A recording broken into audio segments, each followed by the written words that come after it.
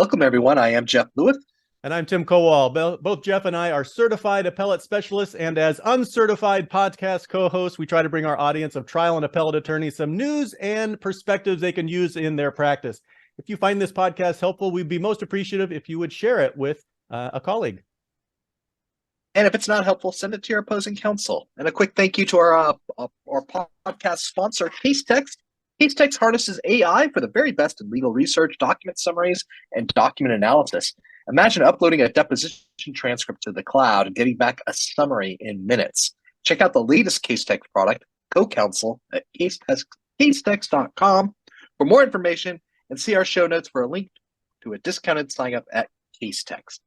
And Jeff, speaking of the CoCounsel product of CaseText, I found a lot of value already in how it speeds up the processing and summarizing of documents and helps me get quick and dirty analysis of legal questions that come up in my practice. And you'll recall during our conversation when we interviewed Pablo Arredondo, one of the co-founders of CaseText, that we asked him if AI would be able to assist attorneys preparing for oral arguments, such as by, for example, predicting what an appellate panel would ask counsel during oral argument.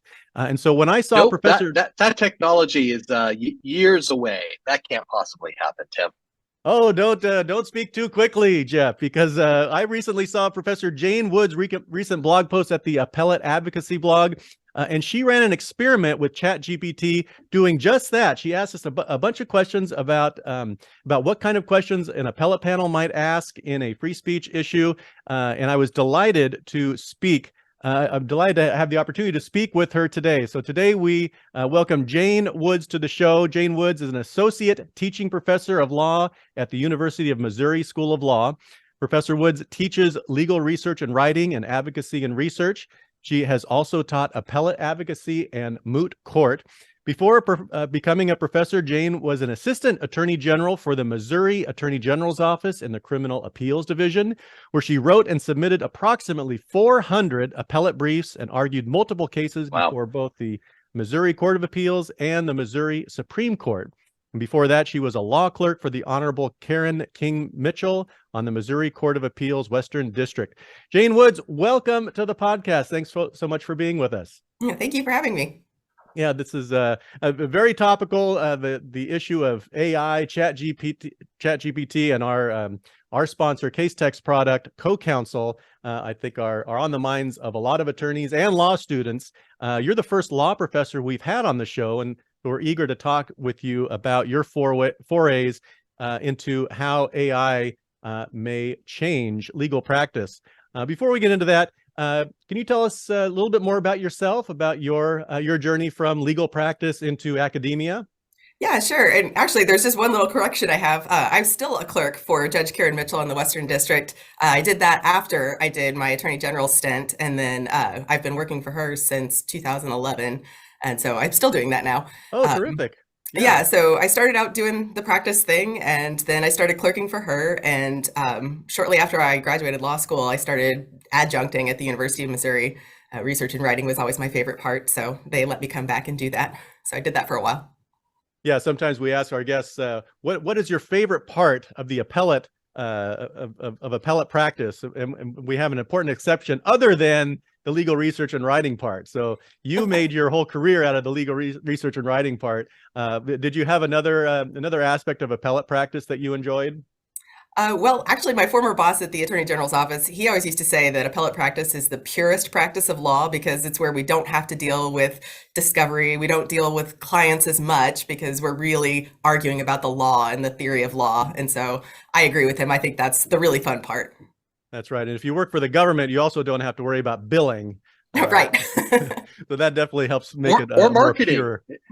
Yeah.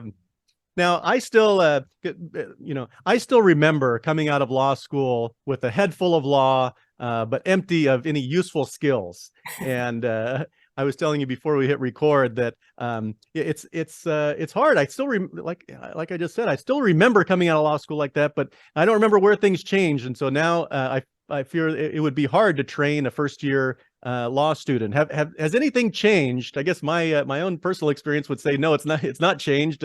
We old grizzled attorneys just become set in our ways, but maybe others are better at educating than I am. So how do you prepare law students to go out into practice, ready and raring to go? Well, it's also very different for me because I remember when I was a 1L, I started out learning about books and I was in the library doing books and actually shepherdizing with a real shepherd's book. So the whole legal databases thing was new that when I started. And so it wasn't until our second semester that we even got to use Westlaw and Lexis. So it's kind of fun now. We don't have that restriction on students. They automatically get into the legal databases. And, now we have the Google generation. So they're already very familiar with how to do that sort of thing. But just kind of switching their mindset from the Google searching to using these legal databases is a new and different experience. I think the funnest part, though, is actually showing them a book and how the citations work because they came from an actual book. They actually did come from a book. Yeah, we talk about published and unpublished opinions, and it's kind of a misnomer because everything is online, whether it's published or unpublished. It still comes up in my search results. So what the heck does it mean, unpublished? Well, it used to mean that things were actually published, like in a book with paper and binding and everything. And these opinions were not published, so that's why they're called unpublished. Right. And what about, before we talk about how lawyers can make better use of AI, do you have any perspectives on how lawyers can make better use of young legal talent? Because that's kind of what the game is with AI is, how do I replace I don't want to have to hire somebody. Maybe I can just use a robot, AI, to produce the same results. But maybe they're just not good at training young talent, it's difficult to delegate. It takes time. The first couple times you try to delegate something, you think to yourself, well, I could have done this already by now. So what's the point? It is a little that way with ChatGPT too at first. You have to figure out how to tell it to do things right. I don't know. I think that young associates still bring a lot to the table. For one, they are much more aware of current events, which obviously some AI really is not current yet. It only stops at like 2021. So definitely have them more attuned to the world around them. And, I don't think you can replace the human connection. Yeah. There's something that one of our local law schools does here, Chapman Law School. It's actually now renamed to the Fowler School of Law. But they did a clinic. I suppose they still do a clinic. I taught it as an adjunct for a couple of years, and it's a civil procedure workshop clinic. It's for first year or second year students. I think it's maybe after it's either after or concurrent with going through their civil procedure. So they get practice actually doing a notice of remand and actually propounding some discovery and responding to discovery. So by the time they come out of law school and they get hired as a junior associate, they at least have had a little bit of exposure so that they're not looking at a discovery set that they have to respond to and they're asking, what the heck is this? Yeah, it's funny you mentioned that. I remember my first legal job the summer after my 1L year, they asked me to draft some interrogatories and I was like, oh great, I know what those are. I remember learning that in Civ Pro. And then I was like, I don't know how to write one. Yeah, right. No, it's funny how it's just putting pen to paper and knowing how something is done. It is really making that connection from the world of the abstract, the pure law, as you say, to doing something that is actually going to be filed in a court. For sure. In your opinion, is AI a threat to job security for new lawyers? What are law students at your law school saying about things like ChatGPT and cocounsel? Well, it's interesting because a lot of them are unaware of ChatGPT or are not interested in learning about it. I've been encouraging my 1Ls to go experience it now and play with it while it's still free, because I think that it's something that's definitely going to be part of their lives in one way or another. And so now is the time for them to learn about it when it's, they're in a safe environment. They're not going to end up being liable to a client for any sort of malpractice or anything for using it. And so I do think that it's something they should learn. But then again, I also have some law students who are still struggling to learn how Microsoft Word works. So they're at all sorts of different levels.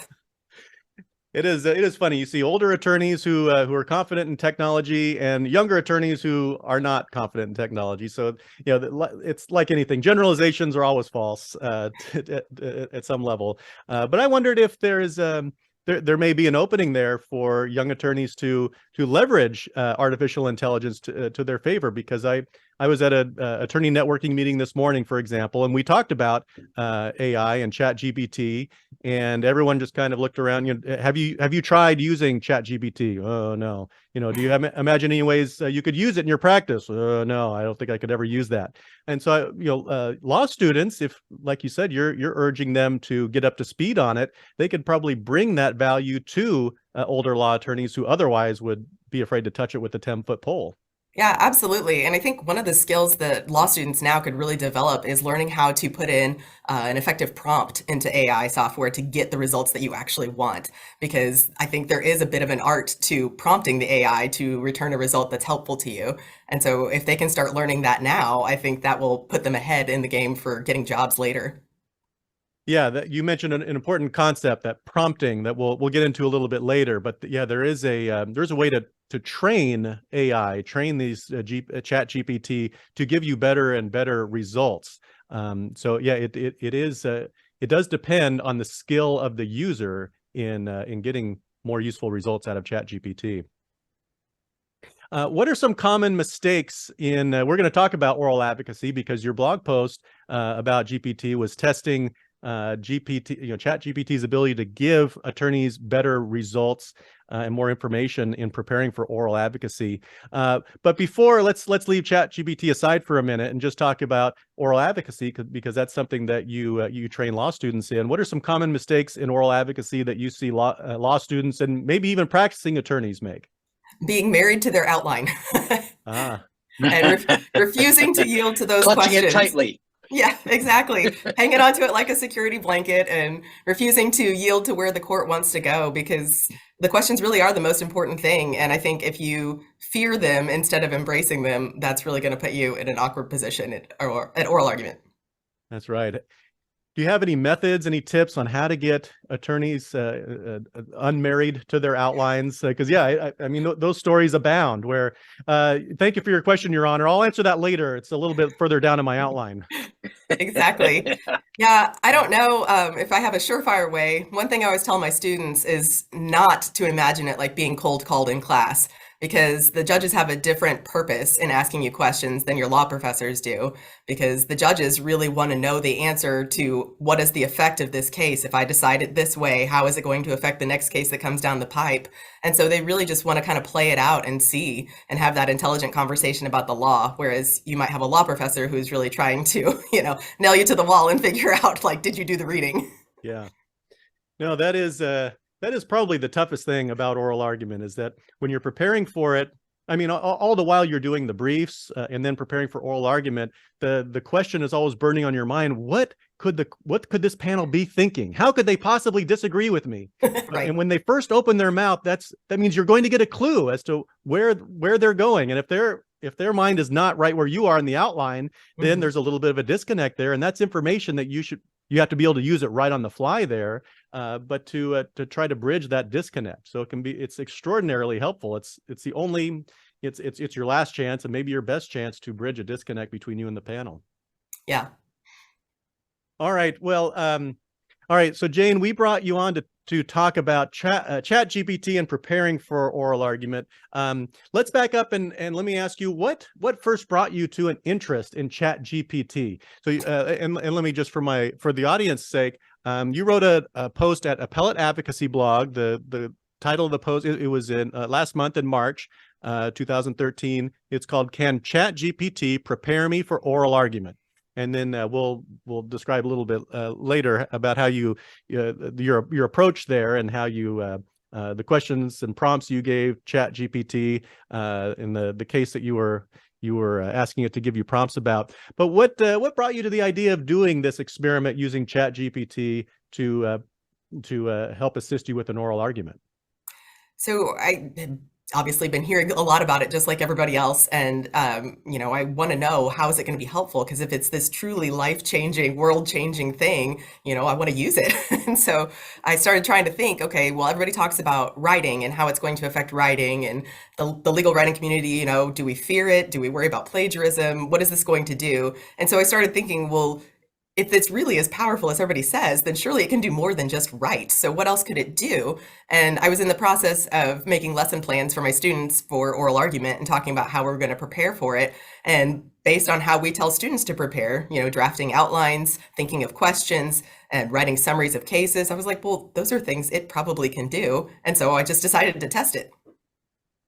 Yeah, so you were testing it to create an outline of questions or an outline that you might be able to follow during the oral argument.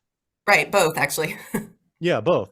And let's discuss what you found to be good uses of ChatGPT. Your blog post outlines how you found that ChatGPT could create a good first draft of an outline. Can you tell us a little bit more about the type of outline that it created for you? What was good about it, and what might have been lacking about it?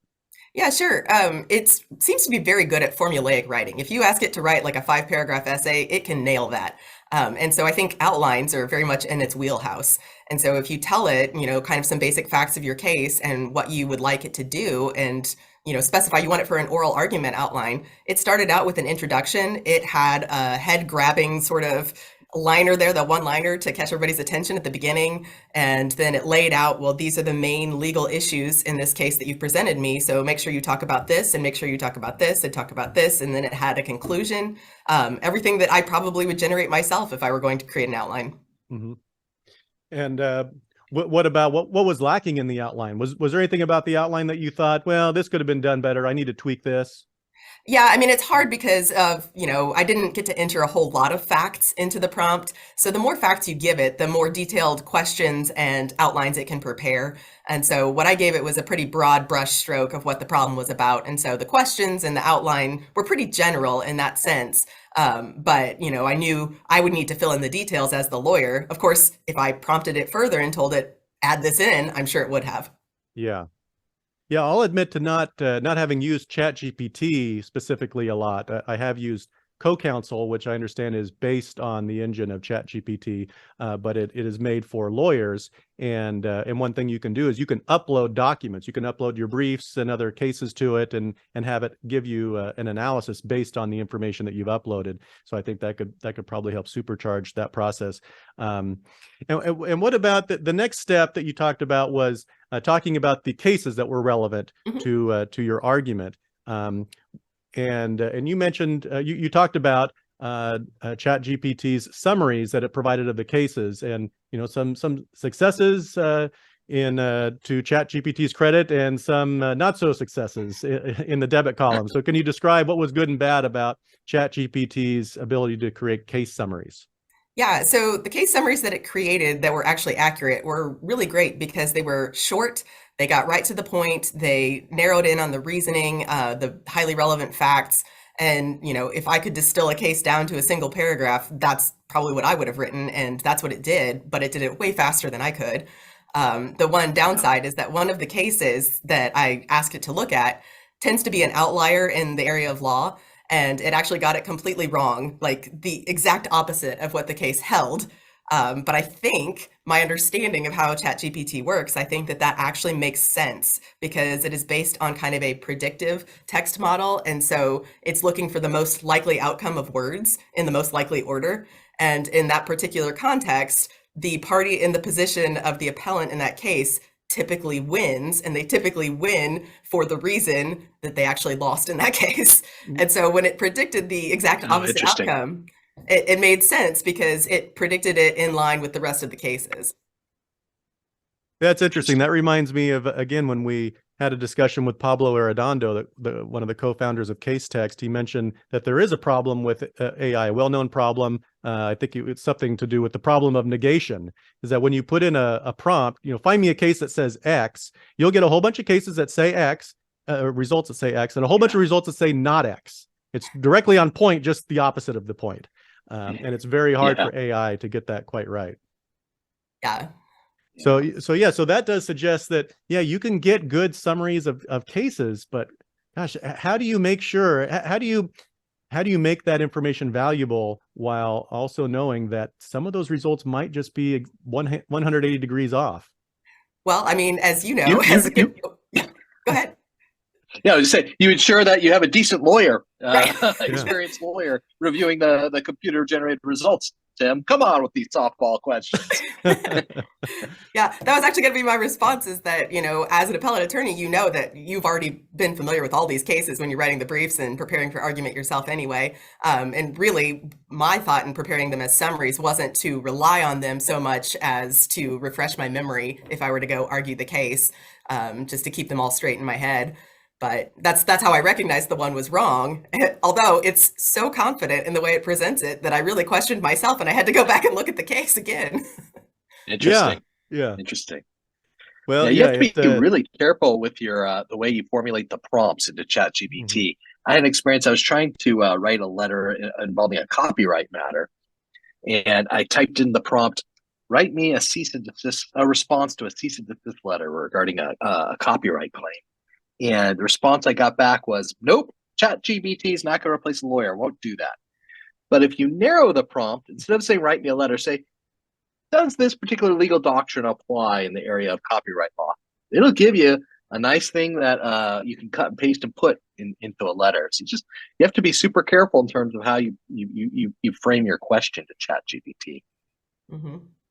I didn't realize they had done that. So is that kind of like an ethics directive that they programmed into it? No, we're not going to replace humans. Just basically, we're not going to engage in the unauthorized practice of law. We're not going to, we're not that other company. I can't remember the name of it that was going to had a $1 million reward for any lawyer who'd walk into the Supreme Court with a earpiece. Right. They're not that. Yeah. Well, that's why I wonder. Yeah, if ChatGPT, this is a tangent, but if ChatGPT defames somebody or does something unethical, who's liable? That is liable? A great question. We actually were talking about that today. Mizzou had a thing on ChatGPT and some of the concerns that are coming up, and one of them was about liability for things like that. We talk about because it draws and discovery. Yeah. How about, sometimes, Tim, you and I, we do malicious prosecution matters or legal malpractice matters where the legal research of an attorney is put into question. I wonder if ChatGPT saves inquiries and outputs, and whether or not that could be the subject of discovery in a legal malpractice or a malicious prosecution case regarding that lawyer's subjective belief in the validity of his claims and adherence to the standard of care. Oh, great question. So, is the output of ChatGPT or CoCounsel work product protected under the privilege? Or, I'm not going to touch that one. I'm not a PR professor. Yeah. Yeah. I'm going to say yes, but if you sue, in certain cases when you sue for malpractice or malicious prosecution, you waive that protection, or if you assert advice of counsel. So, stay tuned. I think the ChatGPT queries and results, to the extent they're saved anywhere, might be fertile ground for discovery in the future. Yeah.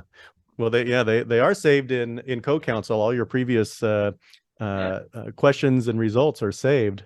So I wonder if it's a good practice to blow them out of there if they do prove to be discoverable. I had one other question for you before we leave this topic of using AI to create case summaries, Jane. Does the fact so back to your point about one of the case summaries was completely accurate except 180 degrees off, and maybe that's it. Does that have anything to do with legal opinions being written in too subtle a manner? Maybe it wasn't. Maybe the opinion itself wasn't clear enough. Is this a limitation unique to AI, ChatGPT, or could a human junior associate have made such an error? Well, with this particular case, I would question whether you should retain a junior associate if they made that same mistake. I see. It was quite clear in the opinion which way it was supposed to go. ChatGPT just really got it wrong. Got it. Okay, that's good. That's good to know. All right, and I thought this was one of the more interesting things about your piece. You asked ChatGPT to generate some possible questions that the appellate panel might ask you during oral argument. Can you tell us a little bit more about that? Sure. Yeah. I mean, that's one of the things that we tell our students to do all the time. And that's what appellate attorneys are trying to do in preparation, was think, what is the court going to ask me? And so I just asked ChatGPT, I said, here is the case. This is basically the facts of the case. What do you think an appellate court would ask? and it generated a list of 10 questions. And I was like, well, those are interesting. Like, can you give me more? And I just kept asking it, can I have more? Can I have more? And it ended up with, I think, 30 something before the program actually froze, and I couldn't get any more after that. Oh, really? Does it get fed up after a while? Yeah, I don't know. I think it was one of those times when it was a lot of users going on or whatever. Yeah. And you say in your article that that you found that this is a quote, while ChatGPT is very adept at answering questions, it's not terribly inquisitive. But then later on, you indicated that it could be valuable practice in building confidence, answering questions about the case. Can you talk a little bit more about the process you used? Because you had a very interesting way of going about it. You actually answered the question, you asked questions, answered questions, and there was a back and forth. You kind of engaged in a mock dialogue with ChatGPT. Yeah, I tried so hard to get it to actually go with a back and forth, and I could not get the free version to do it. Now, I just actually upgraded right before we started talking, and I got the new version, the GPT-4. It will do the engaged back and forth with you, which is super cool. But under that free version, the one that I did for my blog post, in that one, I had asked it to role play because I heard that's the best way to prompt it to do things like that. And every time I asked, it just spit out a transcript for me of other people possibly role-playing court and counsel. And so I was like, well, this is great. I don't want to read an oral argument. I want to practice one. But it did at one point when I asked it to directly ask me a question, I could get it to respond to my response, but it only did it like once or twice. And then after that, it would ask me a question. I would give it my answer and it would say, that's great. Thank you. Yeah. Well, and were the questions useful? Were they incisive? You know, back to your quote, you said that it's good at answering questions, probably better at answering than asking questions. So talk a little bit more about your impressions on the kind of questions that ChatGPT asked. Yeah, it's very socially awkward in the sense it's like trying to have a conversation with somebody who answers every question you ask, but doesn't ask you any questions about yourself. And so it's kind of one of those things where it just kind of dies if you don't ask anything else. And so I could not get it to engage with me in that way. Now, like I said, the new GPT-4 would engage with me more, but what's interesting about that is that it got really stuck on a procedural question and did not get into any of the substance. And I was really wanting it to engage with me on substance, but it was just really hung up on that procedure. Yeah. No, I think that's fascinating. So, so what's your takeaway? In your view, is ChatGPT a valuable tool for attorneys right now, or is it not yet quite ready for prime time? Does it need more work first? I think that of the two versions that I've tried, the GPT-4 definitely is a lot cooler to interact with as far as trying to do a role play with a court and prepare yourself that way. I'm not sure that either one of them is quite there on the legal reasoning yet, because it's not going to ask you those hard questions about your interpretation or your understanding of a case. It will ask you about cases generally. And so I think it's a really good practice, certainly for 1Ls who are probably not going to get those really intrusive questions about, you know, what does this case mean? But I do think it might end up there at some point. You know, now that we know GPT-4 can pass the bar exam by 90 percentile, surely it's getting close to the reasoning we want. Yeah. No, I'm And wondering. yeah, and what a great boon for solo attorneys who don't have somebody to bounce ideas off of. You know, big firms, they could do moots, they could do practice arguments, but solo attorneys, wow, what a great opportunity to just get your wheels thinking in terms of possible questions. Yeah, and even when you mentioned that it's not terribly inquisitive, maybe it doesn't ask the most probing questions, but sometimes, you know, like we talked about earlier, you're racking your brain trying to figure out what am I missing about this case? What's the one subtle angle that I'm missing? And your head is so far deep in those weeds that maybe you're forgetting to train yourself to answer the more basic questions. And so maybe ChatGPT or CoCounsel, whatever it is, AI product is training you to think about and to answer succinctly the more basic questions about the case. Yeah, for sure. And it definitely asked those kinds of questions. You know, it would ask me, like, explain how Rosenberger applies to this situation. And I think that's a very legitimate question that a court might ask. Yeah. Is there a learning curve to learning to use ChatGPT? Is there anything that a practicing attorney needs to know before using ChatGPT effectively? I think personally, the only information I would say is make sure that when you first start playing with it, you ask it things that you already know the answer to so that you can kind of learn its limitations. Because if you ask it questions that you don't already know the answer to, you don't know if it's telling you true information or not. Yeah. So that would be my only guidance. Other than that, I think it's really just playing with it and figuring out how to draft prompts in ways that really get you what you're wanting. Yeah, I'm thinking again to the meeting I was at this morning, where a lot of attorneys were just their eyes got big at the idea of using ChatGPT for their practice. Should attorneys be afraid of using ChatGPT? How do we, what's a gateway drug for getting an attorney to try out ChatGPT? Oh, that's a great question.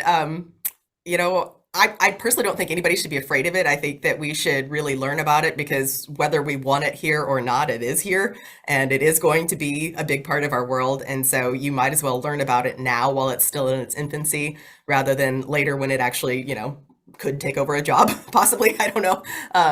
But I don't think that you should be scared of it. I think instead just go play with it and ask it things. You might start by asking it to give you a bio of yourself. And that was really interesting too, to see what it did for me. I'm a lot more accomplished than I thought I was. That's great.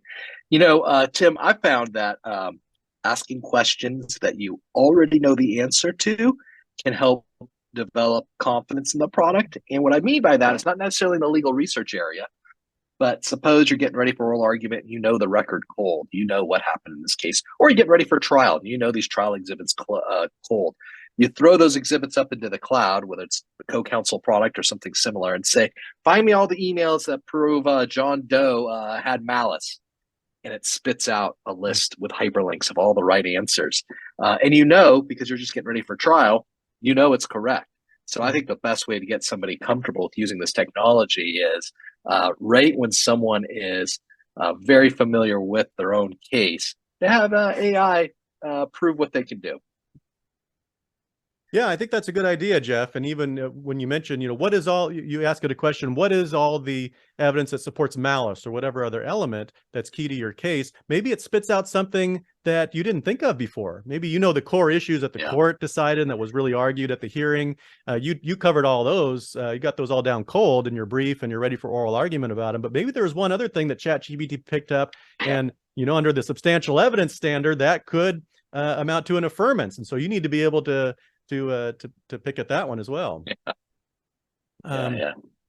Now, Jane, you mentioned earlier about using prompting in ChatGPT to help hone its answers. When you give ChatGPT a series of instructions, it'll continue refining and improving its response. So, for example, if I want to know an answer to something about personal jurisdiction, say, I will want to prompt ChatGPT that I want to know the answer based on what Ninth Circuit law will say. And then I want to know about specific jurisdiction rather than general jurisdiction. And then I might prompt it further and say, I want to know what questions a particular, I don't know if we can do this yet, if it's capable of answering how a particular Ninth Circuit judge might answer the question, or what questions a particular jurist might ask at oral argument involving, let's say, a foreign national rather than just a citizen, a resident of a different state in the United States. Do you have any thoughts or advice about to attorneys or law students about using prompting or training to get ChatGPT to produce better information? Sure. I actually asked ChatGPT about this because I was trying to figure out what can I tell my students. And one thing I was really curious about was whether it operated better with Boolean terms, if we did some sort of Boolean searching or Boolean language. And it very clearly told me no, use natural language. And it said to give it just as much information as possible. Yeah, that's interesting. I've run some searches and I forget to say, under California law, and then the results will be great, except that it's, all over the place. So I have to say, run the result again, but give me the answer under California law, or you have to continue refining it. So I think that's a huge advantage because you get to, not only do you get to help ChatGPT improve, but based on its response, you can see, this wasn't quite what I expected. So let me give it a little bit more information, and it keeps getting better and better. All right.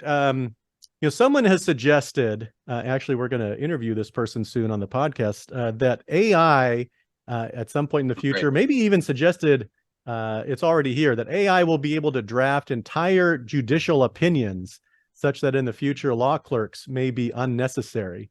Are you similarly optimistic about AI's capabilities? I don't know if I would call it optimistic, given that I am still a law clerk. I don't want it to replace me. But I would be surprised if it could draft a legal opinion in that way. And maybe it will. Maybe it will at some point. But as of now, from what I've seen, it's really good at informative writing. But ChatGPT, at least, does not give a whole lot of legal authority. Even when you prompt it to include legal authority, it might give you one case. And then, of course, you have to go check and make sure that case is actually what it says it is. But it's not a really thorough, in-depth analysis. I would say it's more surfacey. And I think that judicial opinions tend to be a lot more in-depth, of course, depending on the issue. And then you have to remember, too, that judicial opinions are not necessarily informative writing. Sometimes they're persuasive as well, trying to get the other people on the panel to agree and trying to convince the general public that the answer is what the answer is. So, yeah. And then finally, do you have any opinions about the future of AI and ChatGPT and the law, and what sorts of things might be inevitable about ChatGPT or AI generally? What sorts of tasks will never replace a live human being lawyer? Well, I think that probably our days of drafting complaints and petitions are probably going to be gone pretty soon, because I can't imagine that anybody's going to have to do that on their own anymore. Even discovery sort of basic questions, those sorts of things, I imagine what we're really going to be shifting to is not the drafting so much as the revision as attorneys. I think we're really going to be looking at it kind of as, a partner would over a lower associate and just checking their work and seeing how it does. But I don't think it will replace us. I think part of the reason, I'm just guessing here, but my guess as to why Case Text calls it co-counsel is because they see a world where we're going to collaborate with AI as opposed to being replaced by it. That is a language that they use. I like the way Pablo put it, that we'll be able to redeploy our staff and our junior associates to doing other tasks than some of the grueling tasks that co-counsel can take over and do. But I was surprised a little bit when you mentioned about drafting complaints. Maybe you're right about that in terms of it can recite a chronology of the case and all the relevant facts. And I guess it can recite what facts and evidence are relevant to a particular ultimate issue. But I hadn't thought in terms of that. Can you just load up all the facts and tell ChatGPT or co-counsel, draft me a complaint?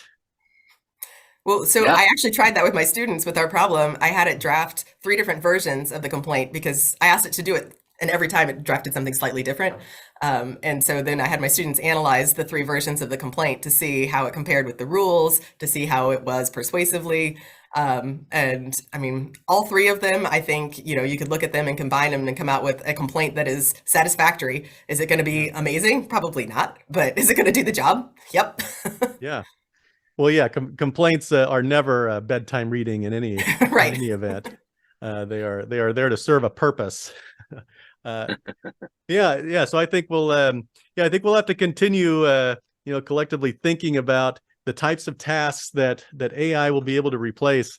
Because I think we are entering into a new era here. Well, one other question. I know that I haven't been following, but I know there's some doom and gloom scenarios or some predictions that AI ChatGPT will turn into some hellscape somehow. I don't know if you've been hearing any of that. Is there anything to be concerned about with ChatGPT other than what we've talked about? Will it replace some of our jobs? Is it in danger of? I guess maybe it's probably a question for a different podcast, I guess. But any other parting thoughts about ChatGPT? No, I don't think so. It's just, I think it's a cool idea. I think it's going to be the future of the law profession. I was talking with some other colleagues about how the railroad changed the legal profession. I think this is probably another one of those big things in the world that's going to change the direction of where we're going. Yeah. Yeah, big time. Well, Jane, thank you so much for Jeff. Did you have another? You know what? I don't have any more questions, but before we conclude, there's a couple of timely tidbits I wanted to share with you, Tim, that maybe Jane might find interesting as well before we conclude our interview.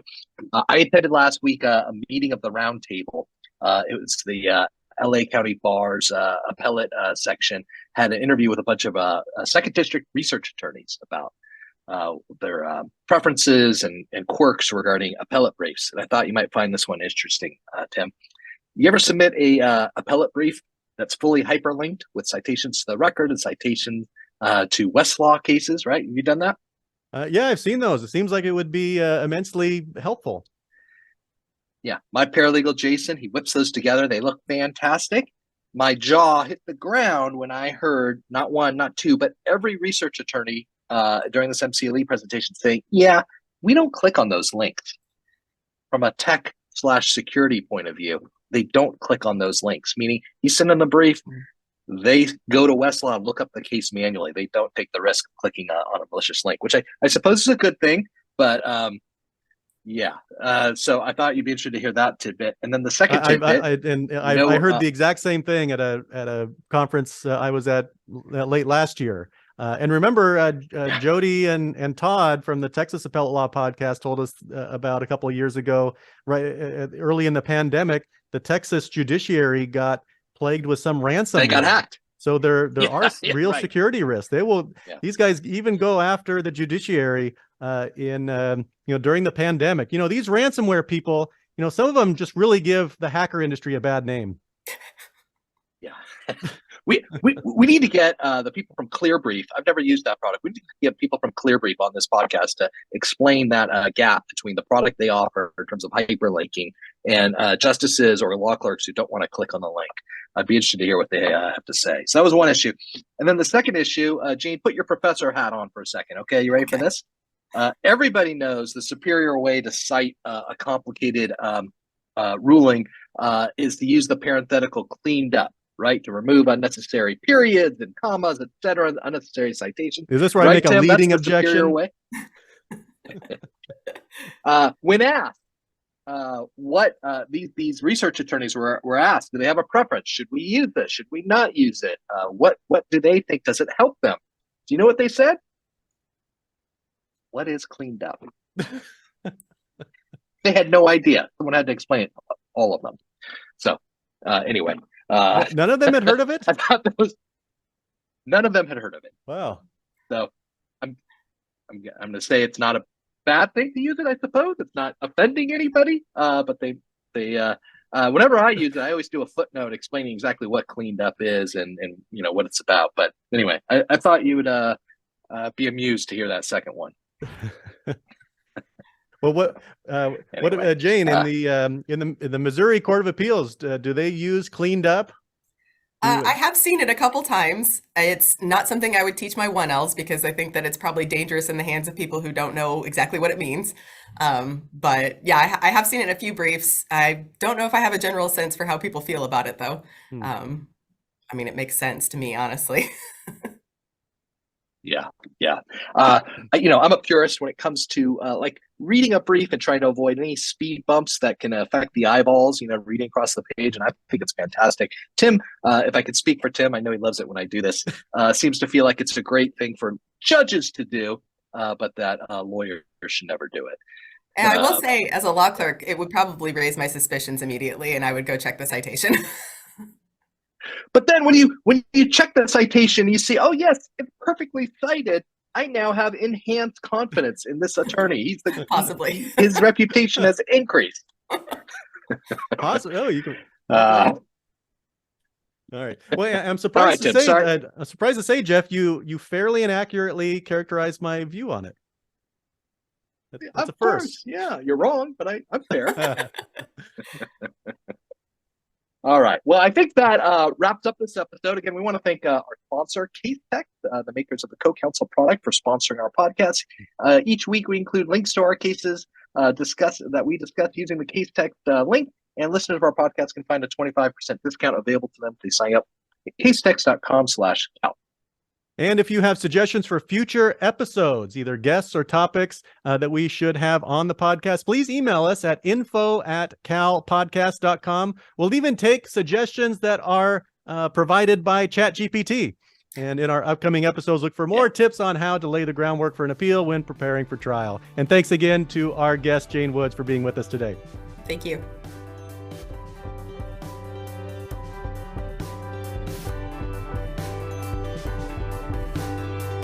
You have just listened to the California Appellate Podcast, a discussion of timely trial tips and the latest cases and news coming from the California Court of Appeal and the California Supreme Court.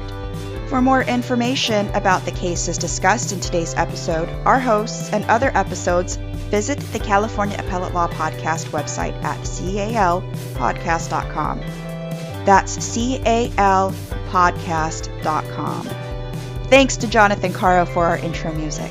Thank you for listening, and please join us again.